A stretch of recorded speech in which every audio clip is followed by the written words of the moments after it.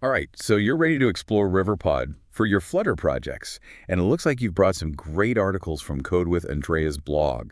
We'll dig through those and see if we can unearth the most valuable insights. Now, I'm curious, we hear a lot about state management in Flutter, but why is it such a big deal, especially as your apps get more and more complex? Well, think of it this way. As your Flutter app gets more complex, you've got data coming from all over the place, user input, API calls, you name it. Oh, yeah, And without a solid way to manage that data, things can get messy real quick. app tangled mess, yeah. Exactly, a tangled mess. And that's where Riverpod comes in. It helps bring order to all of that chaos. So it's not just about keeping things neat and tidy. There's a little bit more to it than that. Absolutely. Riverpod doesn't just organize your data, it also makes your Flutter app more efficient.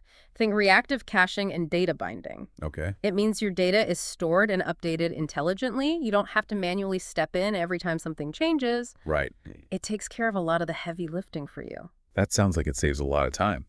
Now, these articles mention some of the newer Riverpod features like the generator and these notifier classes. Is this stuff folks should be paying extra attention to if they've used older versions of Riverpod? Absolutely. Riverpod's been evolving, and these new features really streamline development. Okay. Take the generator, for instance. Yeah. It can create providers automatically. You can say goodbye to all that repetitive boilerplate code. Yeah, I love when you can get rid of boilerplate code. That's great. Now, before we move on, there's something I've always been a little confused about. When do you actually use real-time updates in a Flutter app versus just reading the data once? I see an article here that tackles this very question. Yeah, that's a common dilemma, and honestly, there's no one-size-fits-all answer. Real-time updates are awesome when you need your UI to reflect changes immediately. Think of something like a chat app, right? Or a collaborative tool where multiple people are working on the same thing. Oh, that makes sense, yeah. But they can also be a drain on resources if you're not careful. So it's this kind of trade-off between responsiveness and efficiency. Exactly. If your data isn't changing very often or you just need it at a specific moment, a one-time read just makes a lot more sense. Like imagine you're fetching a user's profile. It doesn't need to be constantly refreshing. A one-time read is perfect for that. Right. Yeah, that makes sense. The article mentions Firebase. What's the connection there? Well, Firebase is a really popular platform for building apps. It's got this real-time database feature. Yeah. So when you're using Firebase, it becomes even more important to pick the right approach for data updates. I see. Okay, so you're saying we really have to think about how often that data is actually changing and how important those instant updates are for the user. Let's shift gears a bit and talk about app architecture. There's a bunch of articles in this guide dedicated to Flutter app architecture with Riverpod. Why is architecture so important? Architecture is the foundation of any solid app, right? It's like a blueprint for how all the different parts of your app work together. Okay. UI, the logic, the data, everything. I see. Andrea has a very specific architecture that he actually recommends in these articles. Could you walk me through the key principles? Andrea is a big fan of keeping things separate and organized. Okay. He likes to divide the app into these three main layers: presentation, application, and data. Okay. So your presentation layer is all about the user interface. The application layer, that handles the logic and interacts with the data. Then you have the data layer, which is responsible for fetching and managing the data itself. So each layer kind of has its own specific role to play. That makes sense. But how does this approach actually help me, the developer, in the trenches, so to speak? For starters, it makes your code much more modular, right? Right. It's easier to test, easier to maintain, and it's way easier to understand what's going on. Okay. And especially if you're working on a team, this separation lets different developers work on different parts of the app without, stepping on each other's toes. Right. So less conflict. Okay. I'm starting to see the benefits here. Now, I noticed that the article mentioned controllers and repositories. Right. What are those in a nutshell? Think of controllers as the middlemen between your UI and the data layer. Okay. They take user input, apply some logic to it, and then fetch or update data through these things called repositories. Okay. What do the repositories do? Repositories handle all the messy details of interacting with your data sources. This could be a local database, an API, anything really. Okay. They act as like a clean interface between your app and the raw data. Okay. So controllers handle the logic, repositories handle the data, and they all work together within this kind of layered architecture. Are there other ways to structure a Flutter app? Oh, yeah, there are. There are actually quite a few popular architectures out there. You've got MVC, MVVM, Block, clean architecture. Right. Each one's got its own pros and cons.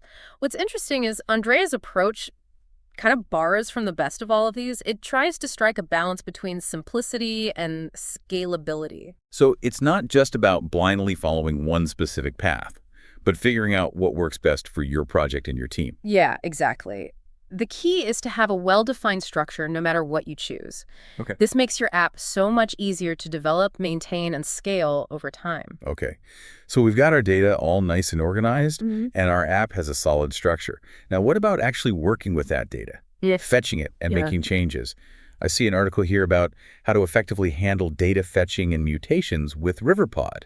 Yeah, that's where the rubber meets the road, right? Right. Fetching and updating data is at the core of most apps. Yeah. Whether it's loading content from an API, changing user settings, or syncing data across devices, these are the operations that really make your app dynamic and engaging for users. Okay. What makes Riverpod a particularly good fit for this kind of stuff?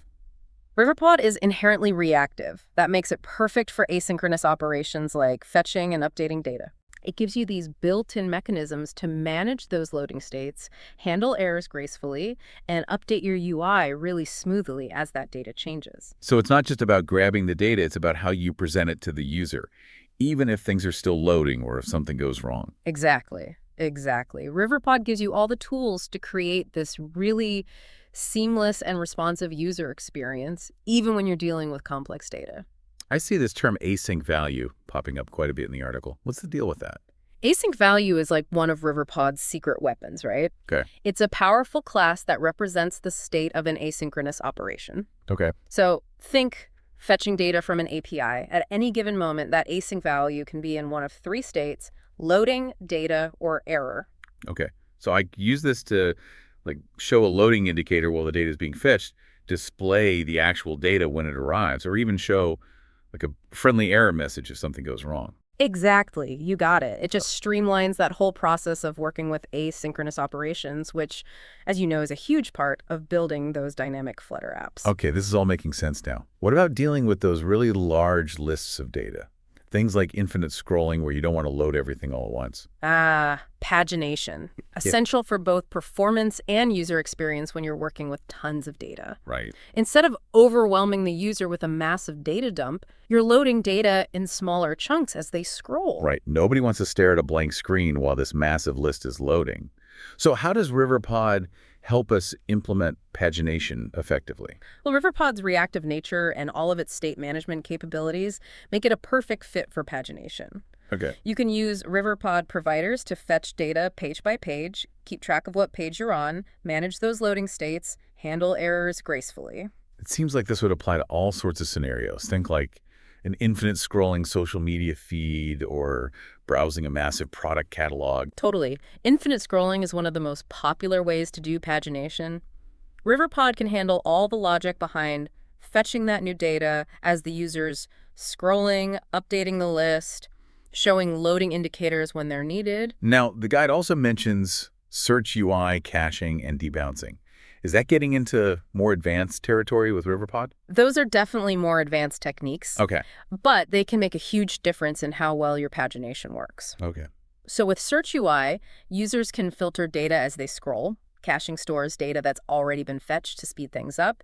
And debouncing prevents a ton of API calls while the user is typing in a search field. So you can start with a basic pagination setup and then add in these more advanced features as you need them. This is great stuff. But let's be real, we're always looking for ways to speed up development. Always. Are there any time-saving tips or tricks hidden away in these articles that can help us write these Flutter apps faster with Riverpod? You bet there are. There's a whole article just dedicated to that, including using the Riverpod lint package and the new Riverpod generator. These tools are all about making your life as a Flutter developer easier. Okay, let's start with the Riverpod lint package. What does it do exactly? It's like your coding buddy who's really, really good at spotting potential issues. Okay. It analyzes your code and flags anything that looks a little off, which helps you catch errors early. Okay. Enforce those best practices and make sure that your code is clean and consistent. So it's like having an expert looking over your shoulder all the time. Exactly. It's like having that Riverpod expert right there nudging you in the right direction. Well, I like that. What about this Riverpod generator that I keep hearing about? Oh, the generator is a game changer. Okay. Instead of manually writing code for every single provider, you just annotate your classes with Riverpod and let the generator do all the heavy lifting. Well, I like that a lot. Less tedious coding means more time for the fun stuff, right? Exactly. Okay. Now, there's also a mention of something called async value.guard. What's that all about? That's a really handy little function that makes error handling within your async notifier subclasses much, much easier. Okay. Instead of writing all those bulky try-catch blocks, you can just use async value.guard to handle potential errors in a way cleaner, more concise way. So another one of those features that makes your code more readable and efficient. Switching gears a bit, let's talk about testing. Sure. I see an article about unit testing async notifier subclasses with Riverpod 2.0. Is testing a major pain with Riverpod? Not at all. Testing is super important for building robust Flutter apps. Riverpod makes it really straightforward to test those async notifier subclasses. Okay. You can simulate different scenarios, mock dependencies, and verify that your code behaves as expected no matter what's thrown at it. Right. You don't want to release an app full of hidden bugs? No. Okay, I think this is a good place to pause for now. We'll pick up right where we left off in part 2 of our Riverpod deep dive. Okay, so as we've been talking about all these different aspects of Riverpod, I keep coming back to this idea of how it helps us handle some of the tricky parts of Flutter development in a really elegant way. You know, it's fascinating. Riverpod really does provide solutions for those common pain points, but without imposing a rigid structure. It's Yeah. like having this really well-stocked toolbox. Oh, I like that analogy, yeah. You can pick and choose the right tools for your specific project. Exactly. It's about empowering developers, right, Absolutely. to make informed choices. Now, there's this widget mentioned in the article. It's called Async Value Widget. Can you shed some light on that? What makes it so useful for Flutter developers? Async Value Widget is like a specialized tool for working with asynchronous data in Riverpod. Asynchronous operations, like fetching data from an API, can be kind of a pain to deal with. Right. Yeah, they can get messy. Async Value Widget really streamlines that whole process. So instead of writing a bunch of boilerplate code every time I need to fetch data, I could just use Async Value Widget to handle all of that behind the scenes. That's the idea. It takes care of displaying the data when it's available, showing those loading indicators while you wait, and even handling any errors that pop up along the way. It's like it anticipates all those potential problems. Exactly. That sounds incredibly useful, especially when you're dealing with those complex data flows. Right. Speaking of handling complexity, there's an article here about navigation without context, using Grouter and Riverpod. That really caught my eye. Can you explain what that's all about? So navigation in Flutter can feel a bit restrictive sometimes, especially when you need to trigger it from different parts of your app. Traditionally, you would need access to a build context to move between those screens. Right. And that can lead to some tangled code. I've definitely run into that. But with Grouter and Riverpod, you can actually decouple that navigation logic from the UI. Oh, So you can trigger navigation from anywhere in your app without being tied to a specific widget or screen. so it's about having more flexibility. There are more flexibility and organization. I like that. Okay, moving on. There's an article about accessing localized strings outside of widgets using Riverpod. Right. Why would I need to do that? Well, localization is essential when you want to create apps that can be used by people all over the world. Right. And traditionally in Flutter, you'd need a build context to get to those localized strings. So is that context limitation again? Exactly. But with Riverpod, you can create a provider that knows about the user's locale. Okay. And that makes those localized strings accessible from anywhere in your code, even outside the UI. So it's like giving your localization setup a boost. It's more adaptable. That's a great way to put it. Okay. Now, there's a tip here about registering listeners during app startup for initialization tasks. Right. What's the thinking behind that? Sometimes you need to perform certain actions when your app launches for the first time, right? Yeah. Like initializing services, connecting to databases, preloading data, that sort of thing. Riverpod lets you register listeners for specific providers, and those listeners get triggered whenever that provider's value changes.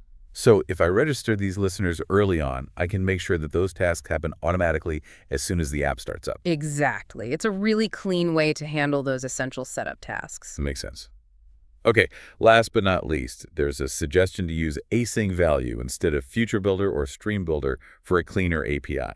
Can you unpack that a bit? Sure. Future Builder and Stream Builder, those are very common widgets in Flutter, especially when you're working with those asynchronous operations. But they can lead to code that's, a bit verbose, maybe a little bit nested. I see. Async value just provides this more streamlined approach. Okay, so it's simplifying the way we handle that asynchronous data. Precisely. Yeah. And it makes your code cleaner, more readable, and easier to maintain. And, you can combine that with async value.guard, that technique we talked about earlier, for even smoother error handling. All right, so we're bringing it all together. Exactly. This is great stuff. I'm starting to see how all these different pieces of the Riverpod puzzle fit together to create this robust and efficient development workflow. It really is about giving you the power to make choices that work for your project and your coding style. It's not about dictating one right way of doing things, right? Exactly. It's about having the tools to build those solid, maintainable Flutter applications. I love that. Well, I think this is a good place to pause. We've explored a lot of ground, but there's still that question of how to apply all of this knowledge. I'm excited to dive into that in the final part of our Riverpod deep dive. Well, we've covered so much in our deep dive into Riverpod, from the basics of state management to some pretty advanced techniques like navigation without context and those streamlined asynchronous operations. It's like we've been on this incredible journey. It has been a lot, but now comes the fun part. The fun part, yeah. Putting it all into practice. Right. It's like we've given you this detailed map of Riverpod. We've pointed out all the landmarks, all the hidden pathways. Yeah.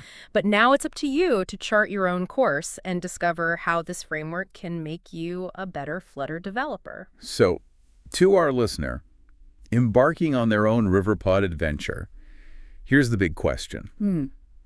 How do you see yourself actually applying all of these concepts to your own projects? Right.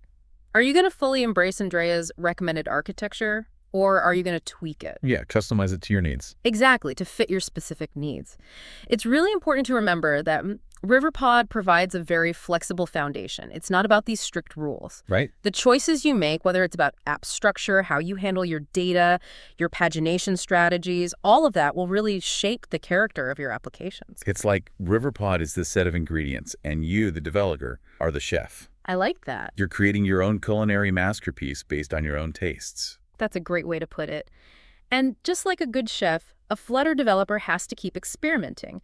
You have to keep refining your techniques, staying curious. Always learning? Exactly, because the world of Flutter development never stands still. Never. It's always evolving. So, to sum it up, don't be afraid to really dig into the documentation, check out some more resources like Code with Andrea's blog, and most importantly, just start building. Yeah, get your hands dirty. It's through that hands-on experience that you're really going to understand those nuances of Riverpod. You're going to figure out its true power. I mean, you'll face challenges. For sure.